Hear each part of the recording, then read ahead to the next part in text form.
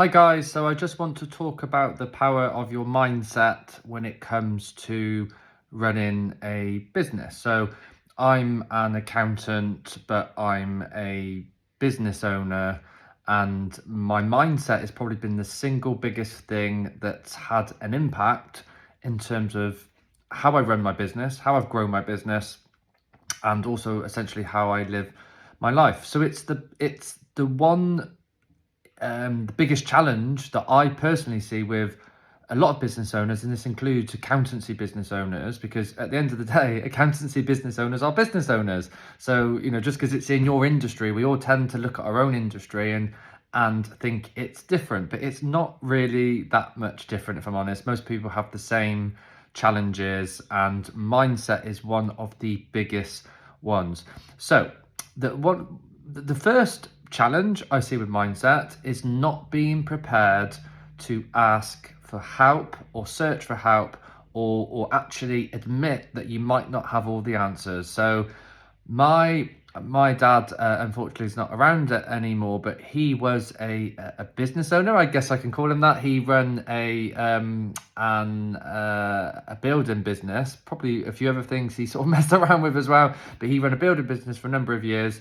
And I was quite young at the time when I saw him sort of doing this, but since then, I can look back and I can see lots of the things that my dad maybe did wrong, because he wasn't in the right circles. He didn't, develop himself. He didn't network with other business owners, and you don't know what you don't know, essentially. That's the big thing. You don't know what you don't know. And by the way, that's not the biggest problem, which I'll come back to in a second. But the mistake my dad made is he wasn't prepared to be vulnerable, to look for answers or admit he didn't have all the answers. And unfortunately, even it's not as bad today, with mental health and, particularly men maybe being a little bit more open and vulnerable, but probably still a bit worse than women. It's not as bad, but it's still a big issue, whether you are female, male. There's this kind of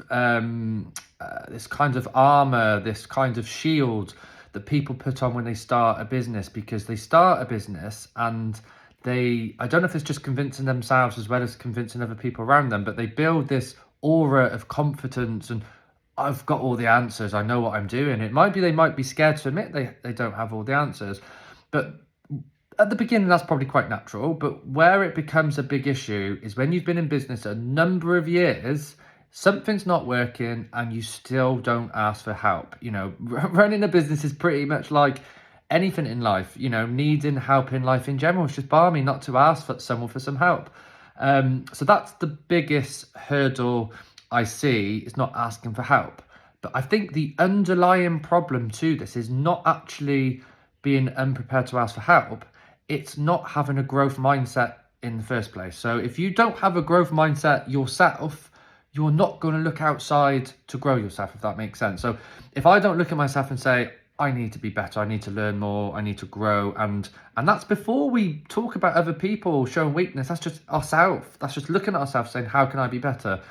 If you don't have a growth mindset, if you kind of think you already know everything you need to know, because you, like, whether you're an accountant, whether you're a plumber, whether you're a solicitor, you're good at what you do, and that's got a certain level of confidence because you're experiencing what you do.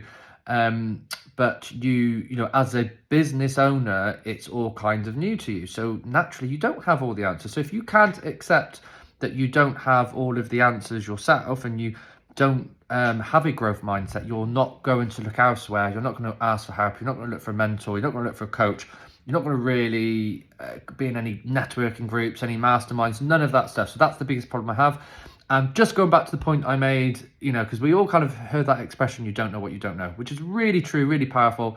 But there's something even more dangerous than what you don't know. Something even more dangerous, which affects people more than that.